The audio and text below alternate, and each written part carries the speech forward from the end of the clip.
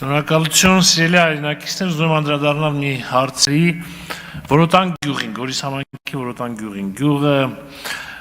սահմանամերձ գյուղ է, պատերազմից հետո հայտնվել է նոր իրավիճակում, գտնվում է կառավարության եւ համայնքի ուշադրության կենտրոնում, մի շարք ծրագրեր են իրականացվել եւ իրականացվում,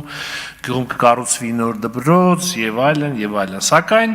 տեսեք, գյուղում 200 մետր հեռավորության վրա գործում է հիդրոէլեկտրոկայան Տաթև ՀԵԿ-ը, որը պատկանում է Contour Global Cascade փակbaşնետիրական ընկերությանը։ Եվ գյուղը փաստացի ազդակիր համայնք է այս ՀԵԿ-ին։ Այսինքն գյուղը կրում է բացասական ազդեցությունները տարերային աղետների կամ արտակարգ իրավիճակների դեպքում գյուղը կոնկրետ ռիսկերի տակ է գտնվում այդ հիդրոէլեկտրոկայանի պատճառով, բայց գյուղի հետ կապված Contour Global-ը որևէ սոցիալական պատասխանատվության ծրագրեր չի իրականացնում, որևէ փոխհատուցումներ չկան։ Բացի աղետների եւ արտակարգ իրավիճակների դեպքերի, որի դեպքում օրինակ վարկյանում 30-30 տոննա ջուր է հոսում այդ խողովակներով, պատկերացրեք, բացի դրանից նաև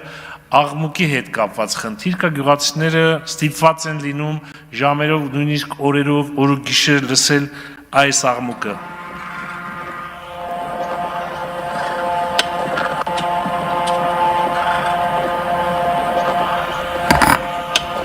Սա տուրբինների աղմուկն է, որ գյուղացիները չգիտես ինչու պարտադիր պետք է լսեն։ ՀԵԿ-ը կառուցվել է մոտորապես 1970-ականներին, հետո մասնավորեցվել է մոտ 10 տարի առաջ, չեմ ուզում հիշատակել ովքեր են սեփականատերերը եւ ոնց մասնավորեցվեց, սա չի խնդիրը, բայց չի կարող բիզնեսի շահույթ ստանա եւ բիզնեսի արդյունքում բնակիչները կրեն բացասական հետևանքներ, բայց փոխհատուցումներ չլինեն։ Հետևաբար հայտարարությունս ուղղվում է շրջակա միջավայրի նախարարությանը, նախարարին եւ խնդրում եմ անցկացնել շրջակա միջավայրի ազդեցության գնահատականի փորձաքննություն, բարձելու համար, թե Որոտան գյուղը ինչքան է ազդակիր համայնք եւ ըստ այդմ արդեն իրականացնել փոխհատուցումների եւ սոցիալական պարտավորությունների ծրագիր։ Սա է պահանջը եւ